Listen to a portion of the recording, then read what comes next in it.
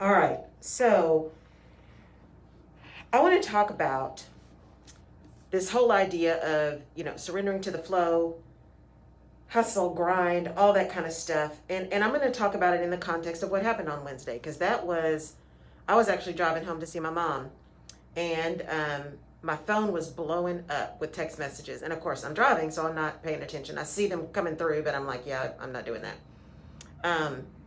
And then I get a call, and when I responded to the call, the person said, do you see what's going on? Can you believe what's going on? And needless to say, I ended up listening to what was happening for the next 5 hours on my drive. And here's what occurred to me is, No problem, thank from a leadership perspective, it is critical that we own our stuff. We own our actions, we own our words, we own our perspectives, we own our positions, we own the way we treat people, etc. And I'm talking about leadership in terms of behavior, not just leadership in terms of position. Although in this case, the position carries a level of power and authority with it that's important. So keep that in mind. If you are in a true leadership position as well, it's even more critical. And I think sometimes, while many who get in leadership positions understand the power of their position, it's really easy sometimes, good morning, Colorado, it's easy sometimes for people to then sit back and say, man, I didn't really realize it, and yes, they did. They really did. But that was convenient, right, to say I didn't know. So I'm going to tell you guys a story. Something that happened to me a long time ago. One of my friends in Odessa may know this because she's known me my whole life. But there's something that happened a long time ago, and it really brought home to me. I got a couple of stories to tell you guys this morning, in fact. This one in particular brought home to me the power of influence and the speed with which kind of mob mentality can happen, intentionally and unintentionally, and how difficult it is to rein that in once it's done. That doesn't mean you don't try, but how difficult it is. So when I was in third grade, so I'm kind of dating myself. When I was in third grade, and we didn't know anything. People don't know nothing in third grade, right? We didn't know anything in third grade. But in third grade, we had an event, Miss Walker's class. We had this thing where we had to say who we were going to vote for president. And it was Ford or Carter. So again, I'm dating myself, but it was Ford or Carter. And everybody in the room voted Ford. And I remember I voted Ford with everybody else. I didn't know what that meant. I just knew the name Ford, right? That was the name I knew. And thinking back on that, I'm like, I don't remember being involved in political conversations with my parents. I don't remember any of that. I just remember I knew the name Ford, and so we were going to raise our hand for Ford. There was one kid, his name was Brian. I think I remember his last name, but because I'm not positive, I'm not going to call it out. There was one kid named Brian who said he was going to vote for Carter. Well, if you've been listening to me for a while, or if you know me, you know one of my biggest questions is always why. I just like to understand. And I've had more and more, assessments and all that kind of stuff that say you're just one of those people. Good morning, Florice. You're just one of those people that likes to know. And I do. I like to know the truth. I like to know facts. I love information so that I can make informed decisions. Or I can just decide my opinion is what my opinion is going to be, and I keep it moving. But I own that my opinion may be contrary to the facts. So when he voted Carter, I was like, I don't understand. And I remember started asking lots of questions, and I was asking other people, and I was like, I don't understand. This doesn't make any sense. Why would you vote for Carter? I don't understand. Help me understand. When we had recess, I was like, I really want to find out from Brian why he voted for Carter. I don't understand. And so we got out on the playground. I was walking towards him. I was trying to find him, trying to figure out. I wanted to ask him this question. There were a bunch of kids. It wasn't just third grade. There were a bunch of kids on the playground. And I distinctly remember Brian being in the corner by the fence and walking up to him to say, I just don't understand. And yet I hadn't realized behind me was this whole group of kids. It was like we were going after Brian because he was voting for Carter. And I remember in that moment being shocked and surprised because I hadn't been paying attention to the folks behind me, which is another issue, right? I hadn't really been paying attention. I had heard a lot of noise and I was like, oh, okay, well, they must want to know why too. I didn't realize that there had been like this frenzy. Like My asking why and my not understanding the way I asked it, what I asked, to other people was interpreted as, this is wrong, we can't believe he did it, we got to change his mind, this is not right, he's a bad person. Because he asked this question, good morning, Longview. And I remember in that moment thinking, wait, we don't want to hurt this kid. That's not what we're doing. I'm not wanting to hurt Brian. I just want to understand. So I give you that example to say, sometimes, most leaders who do the kind of things that we saw know exactly what they're doing. They know exactly how to stir people up. But sometimes we don't understand the power of our words and the power of our influence. And we often get surprised by how people kind of follow you, by how people hang on your every word, by how people want to know your opinion of everything. It still baffles me when people call me and ask me my opinion about stuff. I'm still amazed because, who am I? But that understanding that it can get away from you really quickly if you're not paying attention. And so when I talked last week about my word for this year being surrender, we're going to surrender to the flow. Surrendering to the flow does not mean giving up, and it does not mean being unaware. Because even in surrendering to the flow, you've got to still pay attention to where you're trying to go. You've got to still understand what you are surrendering, and you got to still stay in action. Surrendering is not, oh, I give up, never mind, I'm just going to wait and see what happens. That's not surrender. That's not surrender. Surrendering is, I'm going to release control over the things that I don't have control over. That's what surrendering means. I'm not going to try to control everything because I can't.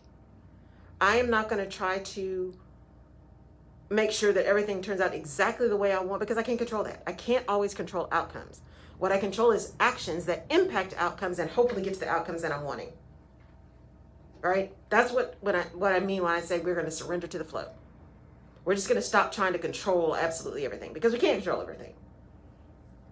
So what we saw from a leadership perspective is someone intentionally getting people fired up, intentionally getting someone else to do the quote unquote dirty work, playing to a group of folks who, for whatever reason, feel disenfranchised, other, set apart, unable, incapable, done wrong, you name it. And what's important, as I said a minute ago, when you're in flow, you still got to be aware and you still got to listen. And this is not what we saw, didn't just start this week, this year, this month. This has been 4 years, definitely, in the making. But it has been generations in the seeding. Think about 1865. Think about the 1960s. This is just that the last 4 years enabled us to turn over those rocks, metaphorically speaking, and allow what was no longer polite in society, what was no longer acceptable, to come forward, blatantly to come forward, unabashedly, with no consequences. And so the argument that's happening now about what we do about that, whether it's impeachment, whether it's the 25th Amendment, whatever it is, the question is not about what we do so much as whether or not we do something. Because the failure to do something in and of itself says we're okay with what happened. So as leaders, whether or not you're in a position, right? Leadership behavior understands that silence is consent. Leadership behavior understands that when you shrink, when you say nothing, even in the face of things that you know are objectively wrong, you are now supporting that thing that is wrong. So it's not about necessarily what we do, although, as they say, the punishment should fit the crime. It's not necessarily about what we do. It is more now a question of whether or not we are willing to do something. And we see law enforcement really stepping up and finding a way to hold people accountable for their actions, and that's important. But leaders are also accountable. Not only the leaders that support and in some cases incite and encourage the behavior, but also those who allowed the behavior to continue for years in silence because it supported their agenda. And now all of a sudden they got a problem with it. Nobody's stupid. Well, most people are not stupid. Most people see that. There are others, and even those I would argue that don't see it, they see it. It just supports their rhetoric, so they don't care. But everybody sees the hypocrisy. Everybody sees the hypocrisy, whether or not you want to admit it. Everybody sees it. Everybody sees the difference in this response versus not only Black Lives Matter, but I heard this morning someone give an example of a response to a climate change rally, which I'd never thought about. Arrested, handcuffed in zip ties, sprayed, not even allowed to get on the Capitol steps, manhandled for climate change. So the disparities and the response in the response are now laid bare for the entire world to see, and quite frankly for us to see, because so many people have been denying that there's an issue.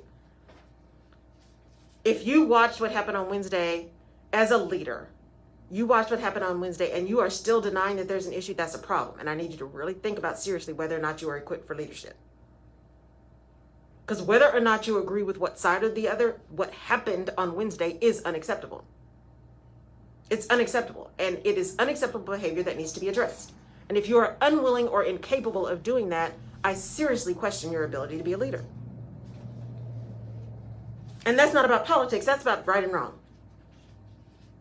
Now here's the other thing about surrendering that ties into a couple more stories. So, and I even though that word for me is truly my word for this year, surrender to the flow. And I even posted at the end of last week after all this stuff happened, I said, I am never going to surrender this kind of behavior. I'm never going to be silent. I'm just not going to do that. No matter how dangerous it is, I'm just not going to be silent. You cannot be silent. If you are silent in the face of the oppressor, you're taking the side of that oppressor. I'm not going to be silent. But there's also a lot of rhetoric tied to never surrender, right? So we have to be careful, again, about the words we use and the context in which we use them. So through story, I'm going to tell you what I mean by not surrender.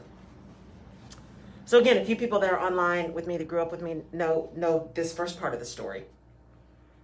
When I was in junior high school, and we had, we lived on the south side of the tracks, and we, all that kind of stuff. And everybody knew us in the neighborhood. I mean, I went to, I think you guys know, I went to Permian High School, so the Friday Night Lights High School. That's where I went to high school. My dad was my principal. And so everybody knew us. Everybody knew us in the neighborhood, and then everybody knew us everywhere. They just knew. And one night, I think I was in the shower or something. My parents were in the den, and all of a sudden my mom comes banging on the door, saying, "Get out, get out, get out, get out." And I'm like, I don't understand what's going on. Someone had just shot through our house. And I mean shot, like a gun shot through our house. And they shot through our house just as my brother was walking through the door from our den to the kitchen. And what I remember about that, I never heard the shot, and I should have, because the window to the bathroom backed up to the den. It was like an L. I never heard the shot, and I don't know what I was doing. I was probably in my own little world. And I remember our parents throwing stuff in a bag, getting in the car and taking us to a hotel for the night. And which was just kind of weird because we had school next day and they had to work next day and all that kind of stuff. But what happened after that, I will never forget. We were at the hotel. We got all settled. And my dad said, "Okay, I'm going back to the house." And I remember just kind of being stunned. I'm like, I don't understand. My mother was beside herself. And his response was, "I'm not letting anyone run me out of my house. I'm not letting anyone run me out of my house. Much less take shots at my family. It's not happening." And I remember he went back and he sat in the front yard all night. Sat in the front yard armed all night. And of course, then the next day I'm on the bus and like, "Oh, that was so-and-so and he had so-and-so's gun," and blah, blah, blah, blah. I mean, just, all that madness that happens. And I never forgot that. He's like, no, you're not gonna run me away from my house. Years and years later, when I bought my house here in Houston, after I'd moved back, I had moved into the house. I'd set up my alarm system. I had to go to a meeting, and I left. I did not have my gate yet, but I had my alarm system. And someone broke into my house. Now, I had my phone off because I was in a meeting. So they called a friend of mine, and he went and showed up with the police and all this kind of stuff. And then when I got out, I was like, what is this with my phone? And I called and said, okay, I need you to not panic. Somebody broke into your house, blah, blah, blah. They came to the bedroom. So I got to my house, and literally, I'm still in boxes. I had not even been in my house a week. Not even a week when someone broke into my house. And I just had, my posse showed up. They were like, are you okay? You can stay with us. We'll stay with you. What's going on? And before I even knew it, it wasn't planned. I remember saying, I'm not leaving my house. I just bought this house. I just moved into this house. I'm not leaving my house. They can come back if they want to, but I'm not leaving my house. And when I looked at all of that stuff that happened on Wednesday, what came to me is, I'm not leaving my house, right? Congress hunkered down, got safe, and went back to worse. They didn't leave the house. They certified what was a free and fair election, and they didn't surrender their house. So when you are in a leadership position, it is important to understand clearly when to take a stand, because sometimes not everything is worth a battle, right? You got to decide what really makes sense to fight for. But when it's time to take a stand, you just got to really be willing to stand up and be counted, to not allow someone to take your house. And here's the thing that makes this so crazy, is that there are people on the other side who believe that that's what they're doing. They believe that they are not surrendering their house. They believe that they are taking back their property. They believe that they are acting in their best interest and the best interest of their country. And therein lies the issue. And therein lies the challenge for leaders. Because if you are leading, whether or not you're in a leadership position or you just happen to be someone who is a leader, right? Because you can lead from the back. Leadership is about everybody else. Leadership is not an ego trip, or it shouldn't be. Leadership is about everyone else. It's about getting things done through other people. It's about setting vision and setting direction and supporting and lifting up and training and educating and managing performance, right? It's about telling people the truth. It's about holding people accountable. It's about holding yourself accountable. It's about being responsible for the words you say and the words you don't say. And it is about listening and understanding and actively listening, right? You got to listen with your ears, but you got to listen with your eyes. You got to listen with your mind. You got to listen with your heart, because people will tell you a lot without speaking. Their body language tells you a lot. The way they respond to things tells you a lot. The words they don't say tells you a lot. And so it's important to understand, when you're talking about not surrendering, what are you fighting for? And what are you not surrendering to?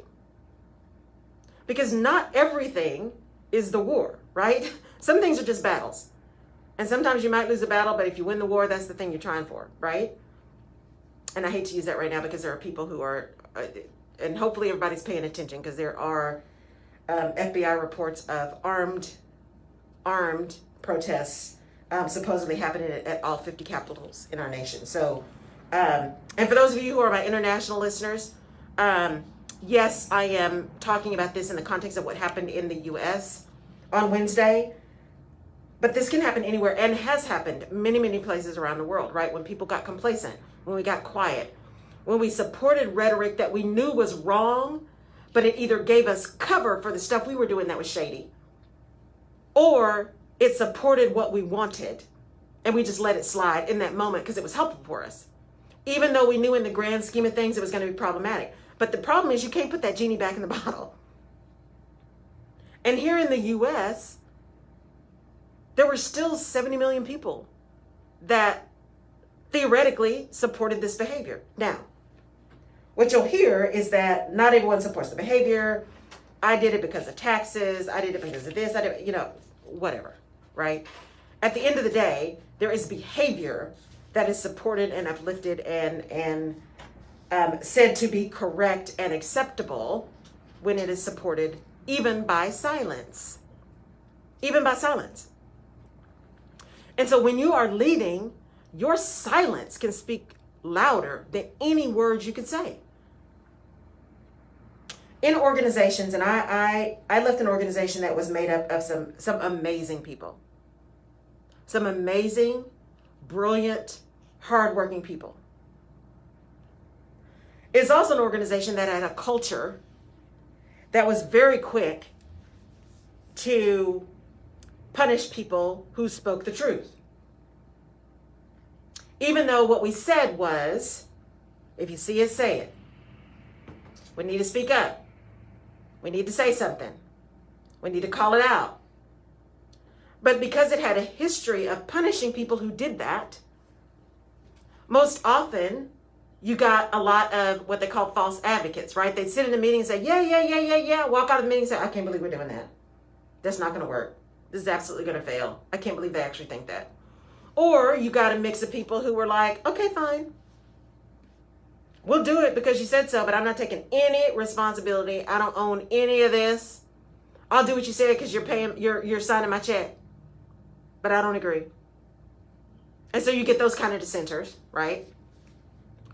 Or you get people that were so afraid and were so needed or so needed that job or that position that they started to buy in because it was easier, right? They had to figure out a way to align what they wanted and what they believed and what they had to do to get what they wanted, right? And so you started creating a culture that rewarded certain behavior, rewarded a way that you didn't necessarily treat people well, rewarded a way that you talked to people in meetings, rewarded a way that you gave more bonuses and higher performance to people, even if they did good stuff, but the way they did it was horrible because you didn't really care about how they did it. At least that's what your behavior said to everybody, that the what was more important than the how. But the how is what creates cultures. The how is what builds people's loyalty. It connects people to vision. The how is what demonstrates your character. Your integrity and your character, yes, they show up in your words, but they really show up in your how. We talked about that. People will listen to your words, they will believe your behavior. They listen to your words, but they will believe your behavior. And if those two are inconsistent, the one they're going to follow and the one they're going to pay attention to is the behavior, because that's active. Because words matter and words have power, and behavior is active. So they'll remember those. They'll remember the words you said. They'll remember what you told them. They'll remember how you treated them, right? And they'll remember that behavior and whether all of that is disconnected.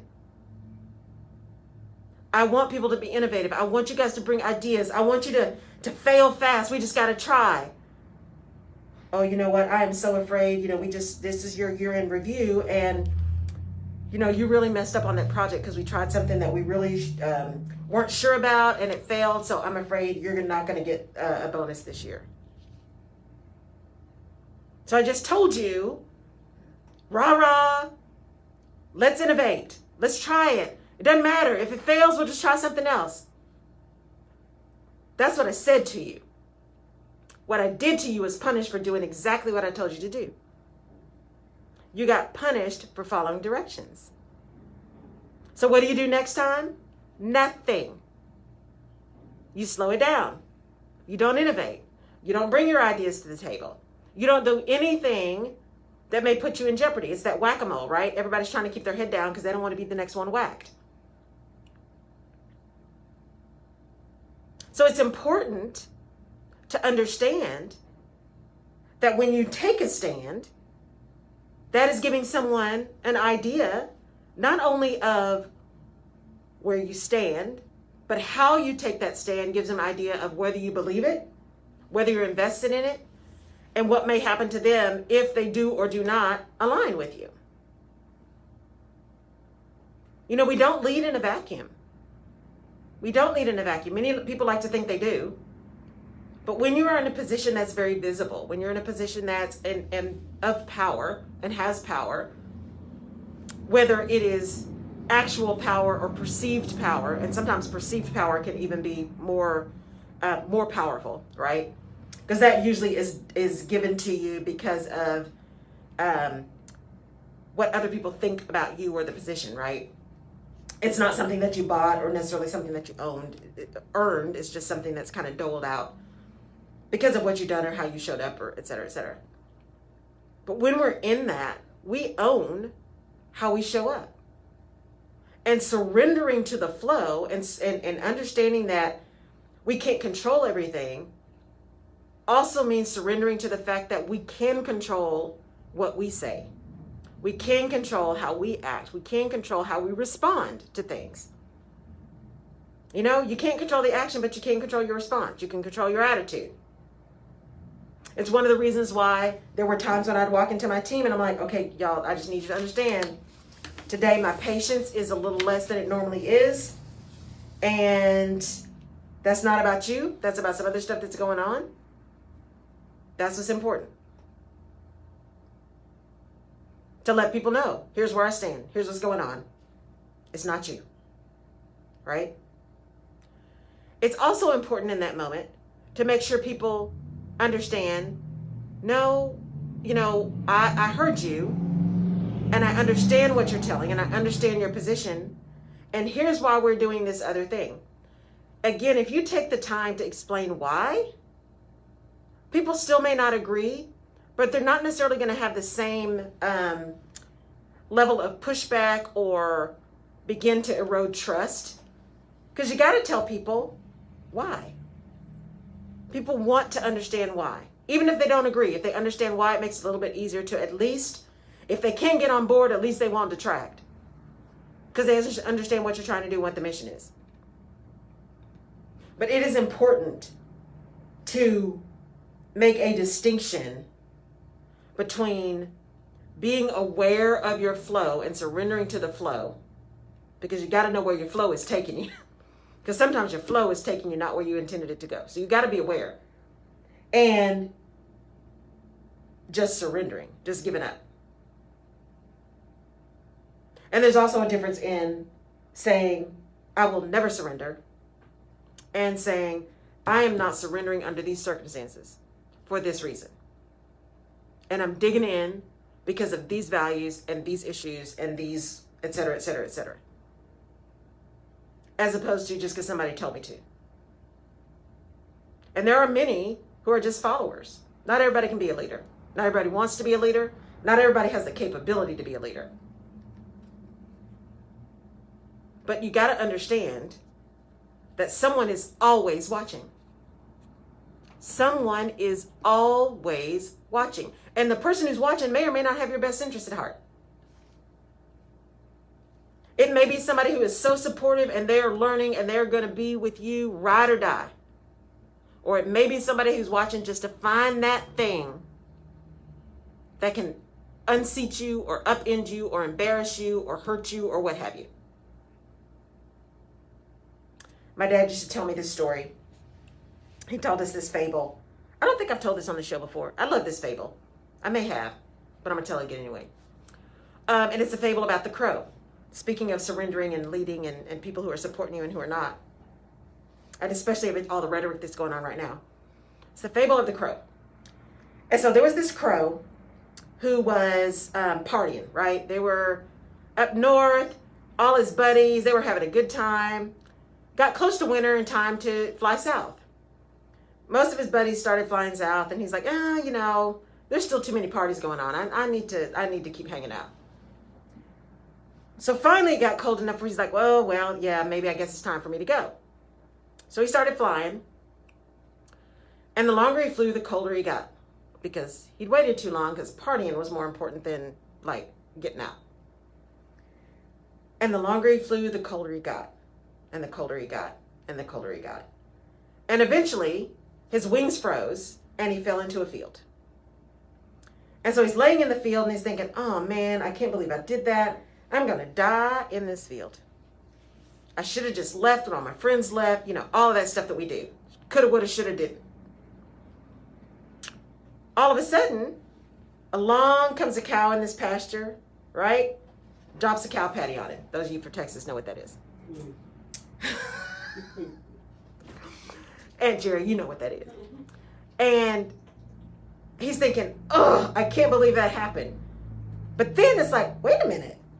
I'm warming up. My wings are unfreezing. And he starts moving around and shaking around. And what he didn't realize is there was a little cat on the fence of the field, just watching. The cat had watched him fall. The cat watched the cow. And the cat watched him start to kind of move around, get himself back together. Once the crow actually stood up, started hopping around, he's like, yeah, this is great. Cat jumped off the fence, grabbed up the crow, and ate him. Now, what's the moral of that story? Not everybody who drops a load of crap on you is your enemy.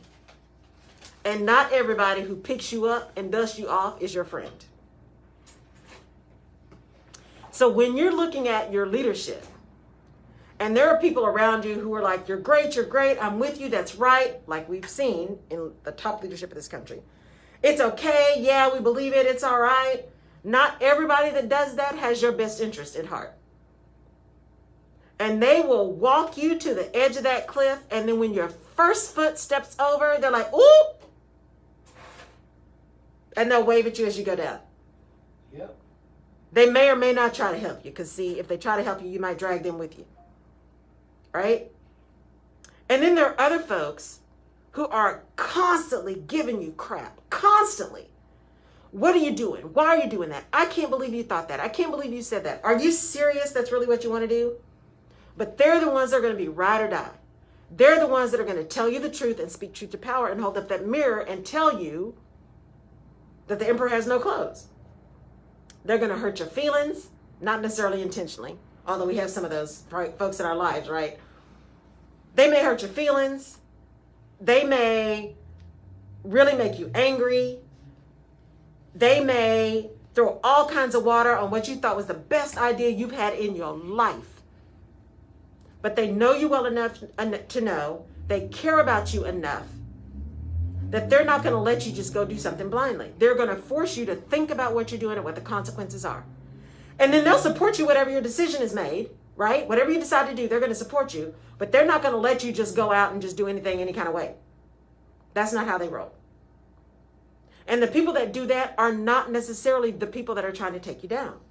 So we get this mixed message that if somebody's supporting us and rah and excited, those are our best friends. No. No. And that anybody that's telling us no or saying you shouldn't do that, you shouldn't go there, parents, right? Don't do that. You shouldn't say that. Thank you, Mama Young. You shouldn't say that. You shouldn't go there. Don't touch that. Don't believe that. Don't. We think they're stifling our fun. No, this is what I want to do. This is what I believe in. This, and we don't want to listen because we don't like being told no, especially if we put a lot of effort or a lot of heart into something. Someone telling us no is like a big old bucket of water on our excitement. But if you are surrendering to the flow, if you are aware of what's going on, if you are listening actively, you will pause, practice the pause, and listen. Why are they telling me no? Why are they not aligned? Especially if it's someone that you know really well and they know you really well. What am I missing? Because if they're really that adamant, there got to be something I'm missing. I need to at least take a minute. I may still come down on what I want to do, but this is at least enough for me to pause and think. So surrendering to the flow doesn't mean that you just give up and that you don't think and that you abdicate responsibility. We are all responsible for our actions and accountable for the outcomes of those actions. We are accountable to ourselves and to others, especially if what we do hurts somebody else. we're accountable for that. I had a CEO a long time ago say, and this was, of course, in the context of employee relations kind of stuff, right? And he said, look, my philosophy is this. If we did something wrong, if we did something wrong to somebody, if we did something wrong to employees, if we made the wrong decision, we are going to apologize and we are going to make it right. If we didn't, we'll see you in court. And I was so okay with that, because the bigger piece of that was, if we did it and we did you wrong, we're going to apologize and we're going to make it right. And he lived up to that. He lived up to, because a lot of people say a lot of stuff and don't mean it. He really lived up to that. He really lived up to that. And it was one of his philosophy of that gave me an opportunity to do something that is probably one of the most amazing things I was able to do, that had nothing to do with HR and nothing to do with me. It was just about doing something right. It was just about doing something right. And we had, and I'm going to tell you the story not from me, but because I think it's important to understand the impact that we have on people, and especially HR people, the impact we can have. I was helping, my group was, one of my groups that I was supporting was over-the-road truck drivers. I love those guys. But I got to tell you, they talk about women gossip. Get a group of truck drivers. I'm just telling you. Because they got a lot of windshield time, right? They're by themselves a lot. But we had one of them, I got a call one day, and the dispatcher said, hey, Gator, because they all have nicknames. Gator was trying to make a claim on this particular policy. And they're telling me he can't get it. I'm like, what do you mean? Because we'd had a tragedy and his son had been killed. And so we had taken care of all of that. And then he was looking to do some of the life insurance stuff. And I said, wait, what do you mean they're saying no? They're saying no, that he's not entitled. And I said, well, okay, well, send me all the stuff. I pulled up all the documentation that we had, and the documentation that the employee had that we had sent out to them. What had happened was our central office had changed the policy, but had not notified anyone and had not sent anything out. So all the documentation that our employee had in this tragic event said he was entitled to this thing. Now, this wasn't about the money, because the money wasn't going to bring his son back. But this was about right and wrong and the commitment that we made. And I remember going all the way up to the CEO, and so not the CEO of my division, but the CEO of the company, and saying, this is what we are going to do. And this is why we are going to do it. I understand that we have changed it, and that's fine. Going forward, that's fine. But we did not do what we were supposed to do to ensure that we communicated properly, that we notified people properly, that they were able to then respond in a way that kept them whole. And that's not right. And when we do something wrong, we apologize and we make it right. And so ultimately, we were able to get him this money and all that kind of stuff. And I remember seeing the guy at the safety banquet that year. And the dispatcher said, hey, Gator's looking for you. And I said, okay, I haven't seen him. I'm here. He came up to me, gave me the biggest hug, and he said, look, tears in his eyes. He said, look, I just want to say thank you. And I'm like, well, no, it's just what we do. He said, no. He said, that was not about the money, because the money isn't bringing my son back. But the fact that you actually listened to me, the fact that you went to bat for me because what I got was different than what they were saying, that means everything to me. And I give you that story to say, that's what leadership and what character is about. That wasn't about me. That was about, we had not done the right thing. That was when you don't surrender, right? That is when you stand strong, even if it's against the CEO of the organization, because it's not right. Hey, mama, my mama's online. She's never listened to the show on Facebook. So that's why, we stand. I know everybody's like, really? That's Sammy. That's right. But that's why we stand, right? We got to understand what we're standing for and why we're standing. And yes, we all have different perspectives. And yes, we think about things differently. And yes, we have a different way of coming at things. And there are some things that are black and white.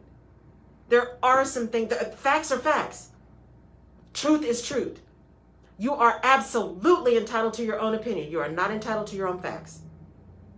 Because the facts just exist. They just are. Now, if you choose to ignore them or choose to have an opinion or a perspective that's contrary to them, fine. But just own that and don't pretend that the facts are wrong because you don't like them. That's the reason we are where we are now. Yep. Because leadership decided that it was okay to have all kinds of rhetoric that they knew was wrong because it supported what they needed. They were able to do some stuff in the background. They were able to do some stuff around it, through it. All of the focus was on somewhere else. So it was okay because it supported their mission at the time, what they wanted at the time. Can I ask a quick question? Sure. What do you think is the role for social media and the platforms? Is it too little too late, or should have been stopped before that? You know, I think that's a very interesting question because now you hear all these people talking about First Right Amendment, this right to free speech, all that kind of stuff. You know, you can't yell fire in a crowded theater either. Yeah. And it's not so much, and this is where I think people, because we tend to swing the pendulum, right? All or nothing. This is not about dissenting opinions. That's not what the social media people and the platforms that let you host your platforms, that is not what they're talking about. They're not talking about dissenting opinions. They are talking about rhetoric that incites violence. That is different. And is it a slippery slope? Absolutely, because we're human. And because somebody's going to eventually have an opinion that decides something different.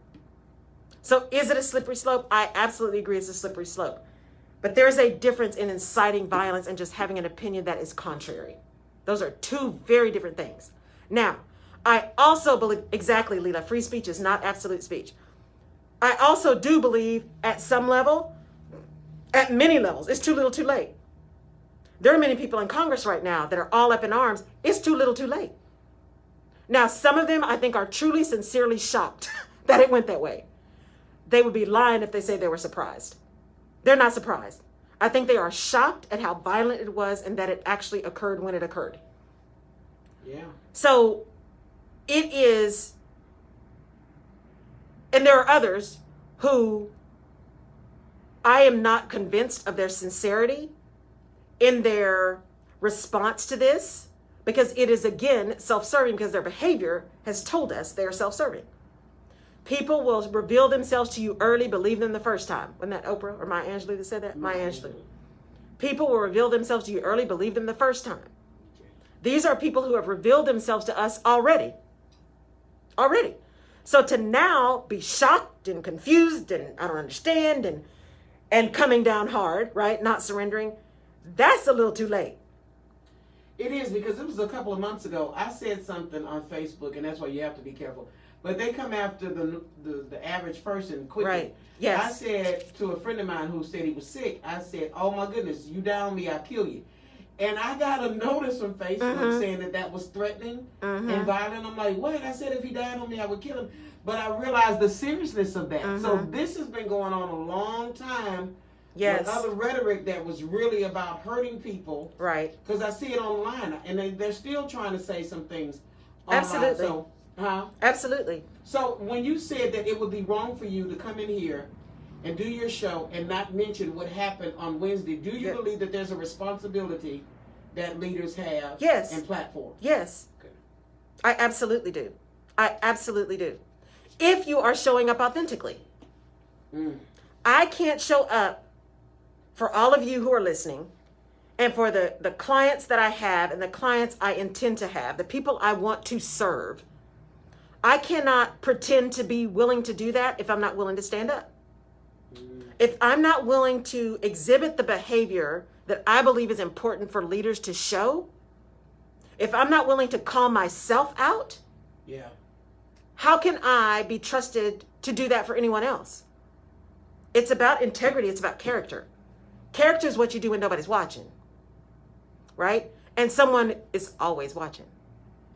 So people may be able to say a lot of things about me, and they can, and they will, because, you know, social media gives people lots of platforms to say lots of stuff. And we can't own that, right? You can't own a lot of that stuff, especially for people who don't know you. But people are watching. And I absolutely could not get on this show and not talk about what happened. That's good. And I do have my personal opinion about it. And at some point I'll talk about that. I'll maybe do a Facebook Live about it. But the point of today was this has been a demonstration of failed leadership. Well, let me rephrase that. It's been a demonstration of failed leadership for normal people, for reasonable people.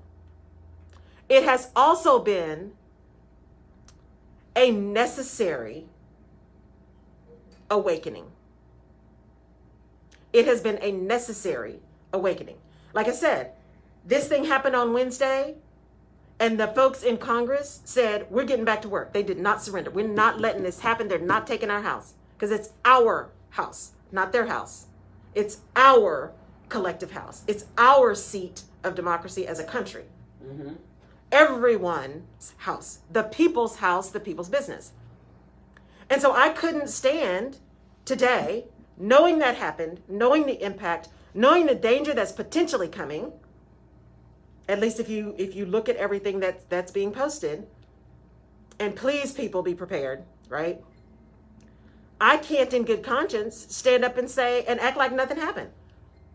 But it has been an absolute opportunity to learn and to observe, like firsthand observe the power of words, the impact of good and bad leadership, what courage really looks like in action, and what cowardice looks like in action. We have seen all of that. All of it. We have seen truth. We have seen hypocrisy. We have seen evil. We have seen judgment. We have seen a determination to move forward. We have seen it. There has never been in my lifetime a better study of leadership than the last 4 years. You just said something real powerful. Let me ask this question real quick. When you said a determination to move forward, do you believe that it's true leadership to move forward with the inauguration, with all of this going around?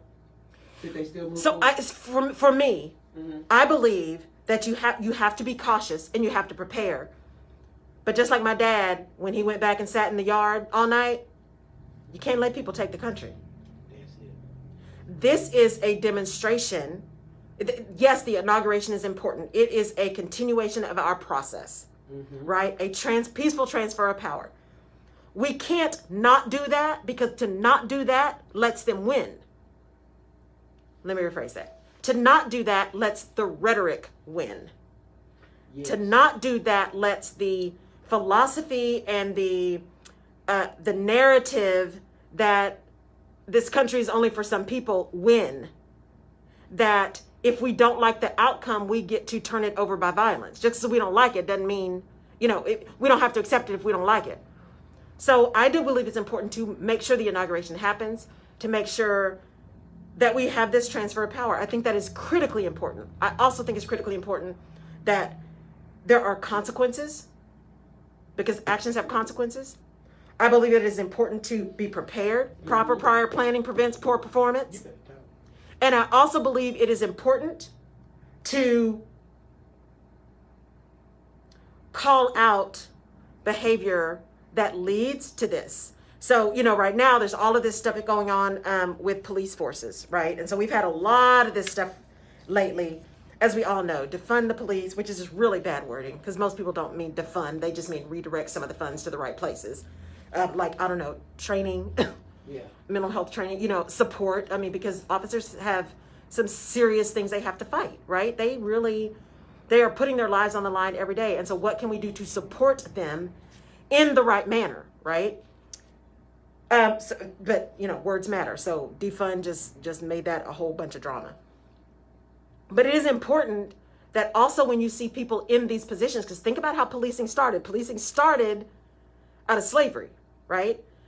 Policing the slaves. So it is important to understand that if you also have these people who are wielding a certain level of power and ability to make judgment and to make calls, that they are also held accountable.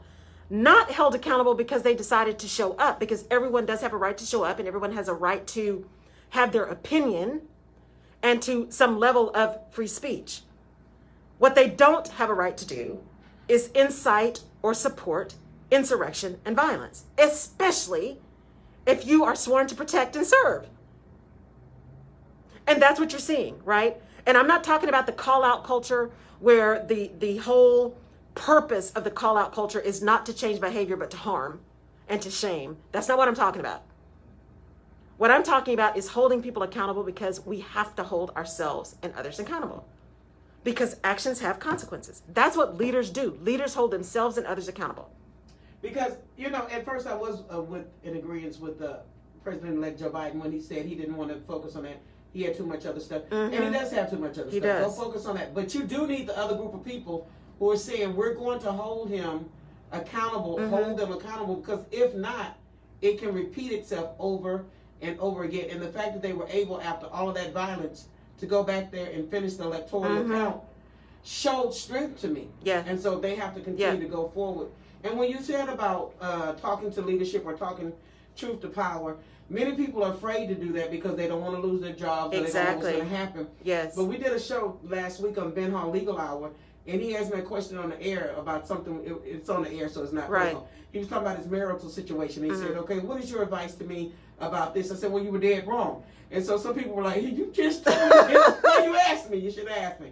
But later that day, he called me and he said, I really appreciate you telling me the truth. And a lot of times we're afraid of what could happen that may not even happen. We can always, in our mind, determine what the outcome is going to be. And we don't know. Yeah. We don't know. A lot of times we make things worse than they are. I have a really good friend in California, and I laugh. We worked together for years. Kevin, I don't think he's on today. And I would always laugh because he's pretty even-keeled. But when he's done, he's done. And if you have been nasty, he's going to ignore it for a little bit. But when he bites you, you've been bitten. And so he would always say, and I would laugh because people would ask him a question. And I'm thinking, oh, are you sure you want to ask that question? Because he's going to tell you the truth. And I'm not sure you're prepared for the truth. And so it's important for us as we think about this as leaders is the truth isn't always nice and pretty and pleasant. The truth can sometimes hurt your feelings.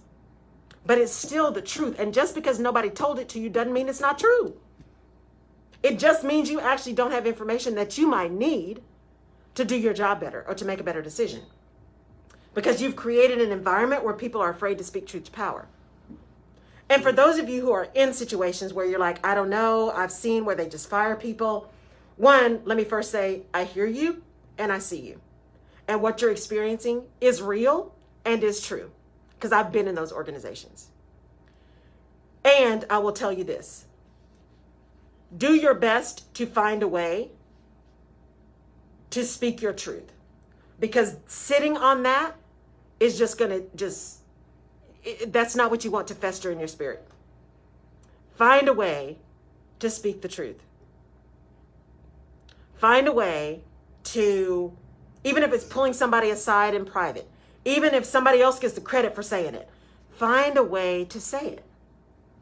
Because that piece of information that you have might be a critical piece of what's going on.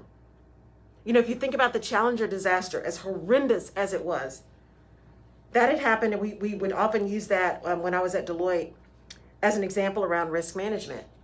Because with the Challenger disaster, it wasn't that no one knew or understood what the problem was. It was that there wasn't a mechanism for that information to be communicated to the people who could make a different decision. There was a culture that didn't allow that to happen, that didn't allow the information to get where it needed to be. That's the tragedy, right? The loss of life was just an insurmountable tragic event. And I'm not making light of that at all, because those of us who have lost people know what that means. And it was so horrific, and it was horrible. And I believe that the learning that came out of that, other than just the scientific learning, was also that it is important to have an organization and a culture that not only allows but encourages people to bring forward information that they have, to challenge, to speak up, to say something. When you see something, say something. That statement that came out after the Boston Marathon bombing. If you see something, say something. And I'm not talking about creating, McCarthyism where you're, or like the KGB where you're just reporting on people all the time. Just because you don't like them, you turn them in. That's not what I'm talking about. What I'm talking, just because they don't agree with you. What I'm talking about is when you actually have knowledge that is important, or an opinion or a perspective that could impact what's going on. It is important for you to have the courage to say that, and for leaders to create organizations that enable you to do so. And we also all need to understand, especially if we're parts of organizations or parts of groups, that it's not always about us. It's about the thing that we're moving towards, right? That's what it's about. And we have to be very clear on who we're serving. When we create those organizations that are just about our outcome, what are we doing to serve our employees? What are we doing to actually meet the goals? What are we doing to serve our customers? And more importantly, if we're not allowing that stuff, what are we putting out in the universe and in society that may be damaging? Because we fail to say something to people. What cars are on the road? What medications are out there? What food is out there, right? That may be harmful to people because we didn't have a mechanism for people to communicate, be careful, or take care, or what have you. Because it got buried in bureaucracy, or it got buried in a culture of punishment for dissent. For me, I'm not going to surrender. I'm just not surrendering, right? I'm surrendering to my flow, but I'm paying attention to the flow, right? I'm not letting the flow take me all down somewhere crazy, right? I am surrendering. When I say surrendering to the flow, I'm surrendering control over things I have no control over and just moving in action. But I am not surrendering my intellect, my character, and my integrity when I see things that need to be addressed. And I'm also not surrendering the fact that I am open and listening to where I may be incorrect or wrong, and am willing to take that information in, practice the pause, reevaluate, apologize and make it right, or see you in court. All right. One quick thing. That book you suggested. Yes, The Outliers. And I said that I cussed you under my breath. Yeah. And I did. Because I'm like, what is this? I don't like this. And then I heard, you trust your judgment, keep reading. And I kept reading, and it was actually very, very good. And so while I kept reading that, that's surrendering to the flow. And that's surrendering to, and then you put on there, surrender to the flow, trust the flow. Because the flow is not always going to be familiar. Because Right. it's something unfamiliar to what I would ever read. And Right. I'm like, what is this? Right. And then it went to a course that I'm like, oh, I'm glad I stayed committed to the flow. Yeah. So thank you so much. You're welcome. Yeah, it is not always easy to stay committed to the flow, but it is rewarding if we're willing to do that.